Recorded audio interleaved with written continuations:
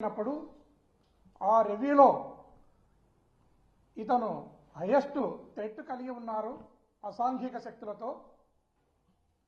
కాబట్టి జగన్మోహన్ రెడ్డి గారికి Z+ భద్రత అవసరము అని కౌంటర్ ఇంటెలిజెన్స్ వారు నిర్ణయించడం జరిగింది. దాని మేరకు గౌరవ జగన్మోహన్ రెడ్డి గారు ఈ రాష్ట్రంలో ఎక్కడ పర్యటించినా ఆయనకు 3 అంచెల భద్రతను కల్పించాల్సిన బాధ్యత రాష్ట్ర ప్రభుత్వం పైన ఉంటుంది. ఇది రాష్ట్ర ప్రభుత్వం గుర్తించాలి. ఆయన ఇంటి దగ్గర ఉన్న భద్రతను మినహాయిస్తే ఈ రాష్ట్రంలో ఏ ప్రాంతానికి వెళ్ళినా ఏ సమయంలో వెళ్ళినా వేలాది మంది జనము గుమిగూడుతూ ఉన్నారు. వారిని కంట్రోల్ చేసే బాధ్యత, వారిని ఒక ఆర్డర్లో పెట్టే బాధ్యత ఈ రాష్ట్ర ప్రభుత్వానికి ఉంటుంది. అలాంటిది మొన్న జగన్మోహన్ రెడ్డి గారు రామగిరి మండలానికి వచ్చినప్పుడు పోలీసు ఎలాంటి వైఫల్యం చెందిందో, ఎలా ఫెయిల్యూర్ అయిందో మనమందరం కూడా ప్రత్యక్షంగా చూసినాం. దీని మీద హోమ్ మినిస్టర్ గారు రెస్పాండ్ అవుతూ 1100 మందిని పోలీస్ వ్యవస్థను డిప్లాయ్ చేసినామనే మాటను అనిత గారు మాట్లాడడం జరిగింది. అమ్మ అనిత గారు, మీరు 1100 మందిని డిప్లాయ్ చేస్తే వారు హెలికాప్టర్ను ప్రొటెక్ట్ ఎందుకు చేయలేకపోయినారు? ఎందుకు చేయలేకపోయినారంటే నేను చెప్తున్నాను, మీరు శ్రద్ధగా వినండి. దీని మీద మరొకసారి జగన్మోహన్ రెడ్డి గారి పర్యటనను జాగ్రత్తగా చూసుకోండి. బాడుకోకు బారానా, మాల్ ఓనర్కు చారానా అన్నట్లు మీ డిప్లాయ్మెంట్ ఉంది. అది ఎట్లా అంటే, మీరు పెట్టిన 1100 మంది పోలీస్ సిబ్బందిని పరిటాల సునీతమ్మ ఇంటి దగ్గర కొందరిని, పరిటాల రవి సమాధి దగ్గర కొందరిని, అదేవిధంగా మొన్న లింగమయ్యను హత్య చేసిన ముద్దాయిల ఇండ్ల దగ్గర సగం మందిని డిప్లాయ్ చేసి, ఎవరైతే జగన్మోహన్ రెడ్డి గారిని చూడడానికి వైఎస్ఆర్ కాంగ్రెస్ పార్టీ కార్యకర్తలు కానీ లీడర్లు కానీ వస్తున్నారో వారిని కంట్రోల్ చేయడానికి మిగతా పోలీసును 4 భాగాలు చేసి మీరు అక్కడ పెట్టడం జరిగింది. జగన్మోహన్ రెడ్డి గారి దగ్గరికి వచ్చే వరకు ఆ హెలికాప్టర్ దగ్గర గార్డు సరిగా లేదు. అదేవిధంగా లింగమయ్య ఇంటి దగ్గరికి జగన్మోహన్ రెడ్డి గారు పోయినప్పుడు అక్కడ మెటల్ డిటెక్టర్ లేదు, DFMD లేదు, లేక అక్కడ పోలీస్ వ్యవస్థ కూడా చాలా ఇబ్బంది పడిన సంగతిని మనం గుర్తు చేసుకోవాలి. నాకు ఒక అనుమానం ఉంది ఈ రాష్ట్ర ప్రభుత్వం పైన. జగన్మోహన్ రెడ్డి గారిని భద్రతా రీత్యా భద్రతను తగ్గించేసి ఆ రోజు ఆ హెలికాప్టర్ ఏదైతే ఉందో ఆ హెలికాప్టర్ను విధ్వంసం చేయించి ఆయనను మార్గ మధ్యంలో బెంగళూరుకు మార్గ రోడ్డు అంట ఆయన వెళ్లాల్సి వస్తుంది.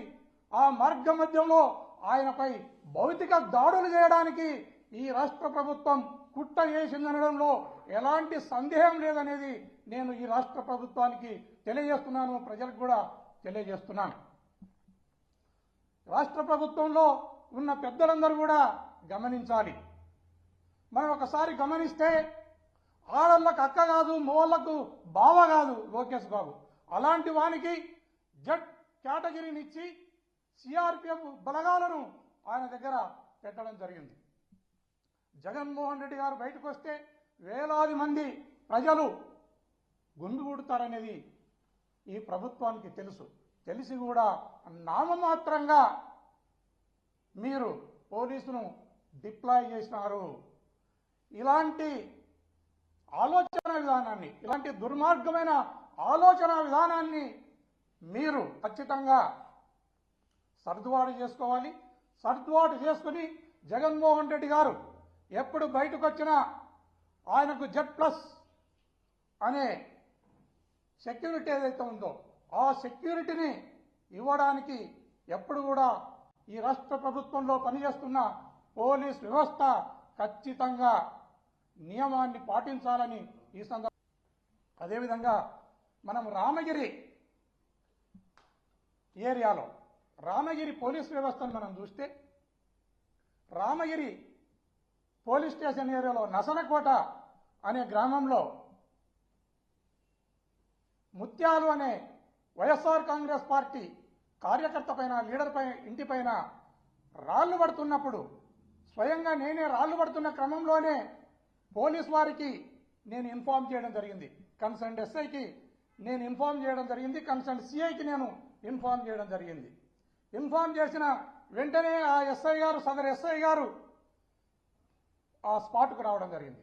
స్పాట్కు వచ్చిన ఎస్ఐ గారు అక్కడ రాళ్లు దింపుతున్న వ్యక్తులను తరిమివేయడం జరిగింది.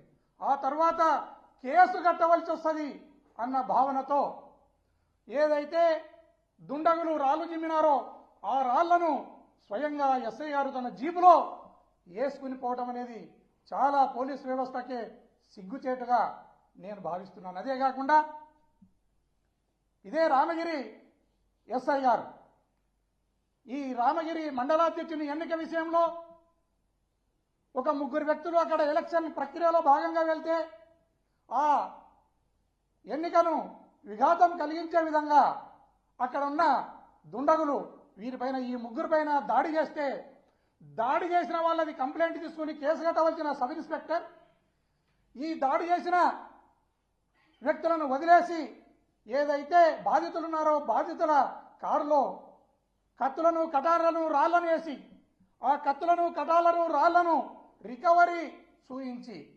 వారిపైన బాధితులపైనే కేసు కట్టడం అనేది మరొక సిగ్గుచేటైన విషయం ఈ రామగిరి పోలీసుకని ఈ సందర్భంగా తెలియజేస్తున్నాను. అదేవిధంగా ఏదైతే పాపిరెడ్డిపల్లె గ్రామం ఉందో మొన్న హత్య జరిగిన గ్రామం ఉందో ఆ గ్రామంలో లింగమయ్య ఇంటి మీదకి అదేవిధంగా జయచంద్రారెడ్డి అనే వ్యక్తి ఇంటి మీదకి 2 సార్లు దాడులు చేస్తే పోలీస్ వ్యవస్థ సరిగా రెస్పాండ్ కాకపోవడంతోనే పోలీసు ఏం చేయలేని వారిని జోకర్లాగా చూసి ఈ ముద్దాయిలు లింగమయ్యను నిర్దాక్షిణ్యంగా పొట్టన పెట్టుకోవడం జరిగింది. దీనికి పోలీస్ వ్యవస్థ సిగ్గుపడాలి, తల వంచుకోవాలి. రామగిరి ఎస్ఐ చేస్తున్న ఈ చేష్టలకు అతని నెత్తిన ఉన్న టోపీ పై మీద ఉన్న కాకి యూనిఫామ్ సిగ్గుపడతా ఉంది. అది నేనెందుకు వీని నెత్తి మీద ఉన్నాను టోపీగా, ఎందుకు వీని పై మీద యూనిఫామ్ గా ఉన్నానని ఆ యూనిఫామ్ ఆ టోపీ సిగ్గుపడతా ఉంది. అలాంటి ఎస్ఐ మళ్ళీ ఈరోజు బజారులోకి వచ్చి మాట్లాడడం అనేది కూడా చాలా హాస్యాస్పదంగా ఉంది. అలాగే ఈ రాష్ట్రంలో ప్రతిరోజు కూడా ఏదో ఒక ప్రాంతంలో రాజకీయ హత్యలు, రాజకీయ హత్యా ప్రయత్నాలు, అదేవిధంగా దౌర్జన్యాలు, దాడులు చేస్తూనే ఈ రాష్ట్ర ప్రభుత్వం ముందుకెళ్తా ఉంది. వీటినన్నిటినీ ప్రజాస్వామ్యవాదులంతా ఖండించాలి. ప్రజాస్వామ్యవాదులంతా దీన్ని తిరస్కరించాలి. ఖచ్చితంగా ఈ ప్రభుత్వానికి బుద్ధి చెప్పాలని ఈ సందర్భంగా తెలియజేస్తున్నా.